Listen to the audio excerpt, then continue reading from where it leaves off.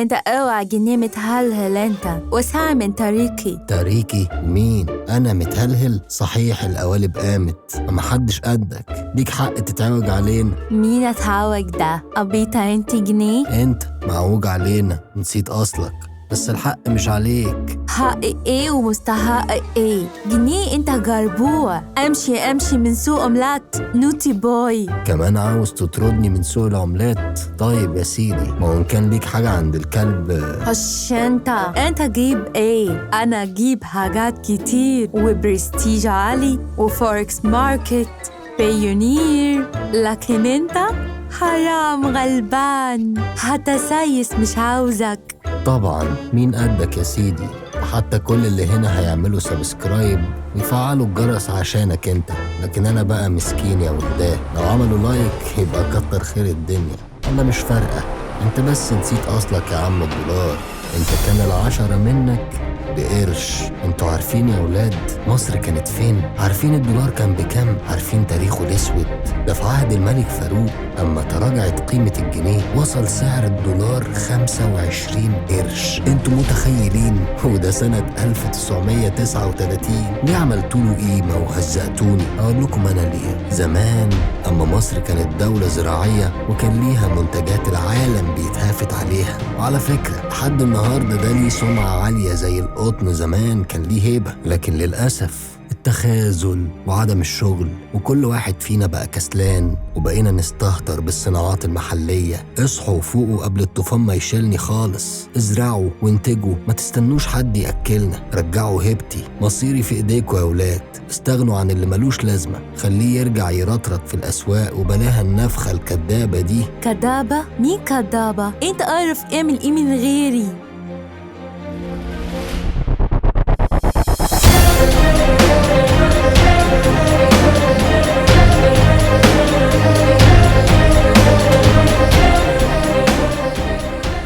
الواقع المرير.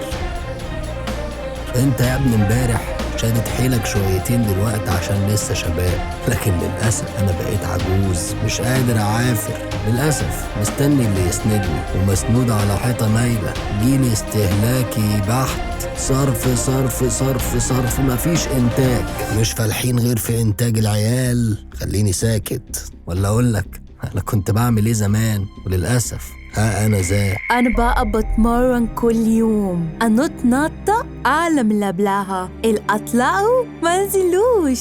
معلش بقى ليك يوم يا ظالم، ما بقى ظلمتيني زمان. حرطلي والكل يجروا ورايا. شوف كام دولة بانية كيانها على تحركاتي أنا. ده حتى الشارع جوه بلدك بقت ناس تقيم السعر على إنه بكام دولار. كده النقطة دي بتاعتي أنا، 1-0.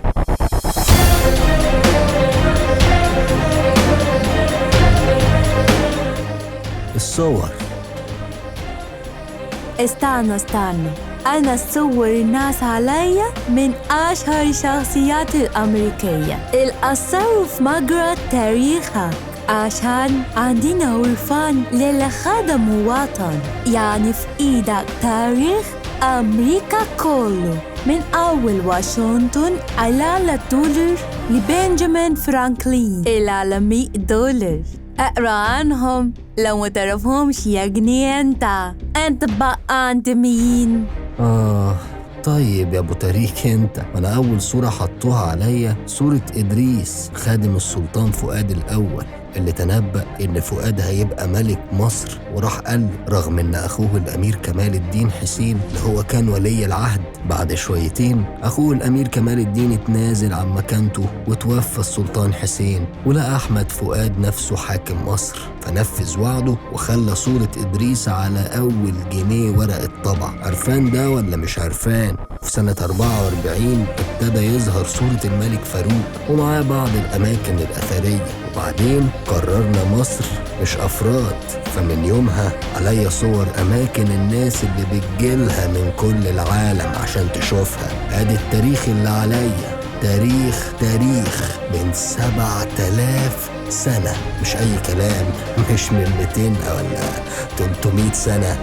بس بتصرفني أنا وشعبك مستنيني أنا، وانت من غيري خلاص بح فينيتو. الأخير انت عشان عجوز وعندك تاريخ، نقطة دي بتاعتك انت، 1-1.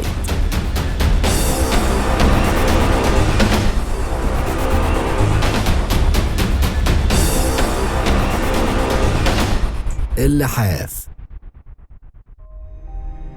شفقة يعني؟ لا يا عم، أنا متغطي بذهب وفضة وليا أساس. أول بس ما الناس يصحوا ويفوقوا شوية هيعلوني تاني، ساعتها قول على روحك يا رحمن يا رحيم.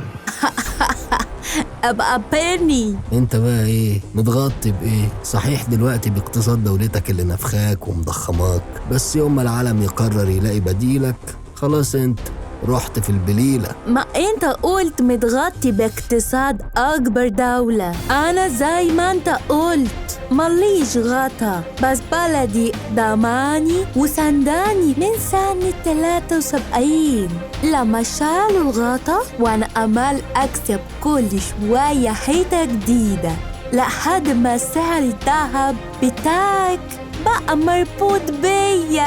واجهت ولا 40 أزمة وأطلع منها أقوى من الأول، وأنت ضعيف أنت. كده النقطة دي بتاعتي أنا، 2-1.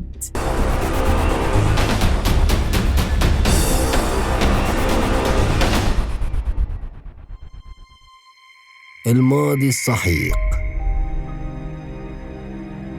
طب أقول لك، عارف أنا أصل اسمي يعني إيه؟ اسمي جينيا باوند، يعني العملة الذهبية اللي كانوا بيجيبوها من غينيا. ومن هنا طلع اسم جنيه، وخصوصا مع الاحتلال الإنجليزي بقى جنيه إنجليزي وجنيه مصري، لكن أنا أساسي ذهب زي ما بقولك، لحد بقى أما قرروا يعملوني ورق. عارف أنا كنت بشتري إيه؟ وده من أقل من 100 سنة بس، أنت كنت لسه عيل في اللفة. كان مرتب مهندس محترم طول الشهر 6 جنيه دهب. طب عارف كمان فدان الأرض كان يجي ب20-30 جنيه بالكتير. أنت كنت، أنا لسه بشتري كتير قوي. يعني مثلا أنت بتدفع منك 85 جنيه في ماك، وأنا بس 8 بالكتير للوجبة. أنت كنت، لكن ها أنا ده ولا إيه؟ كده آخر نقطة كمان بتاعتي أنا، 3-1. للأسف الصوت النهاردة كان للدولار. للأسف انت صوتك لمين؟ وهنعرف نقوم الجنيه ولا هنفضل نعومه؟ هيظهر دلوقتي على الشاشة 2 من أكتر الماتشات إثارة. Enjoy.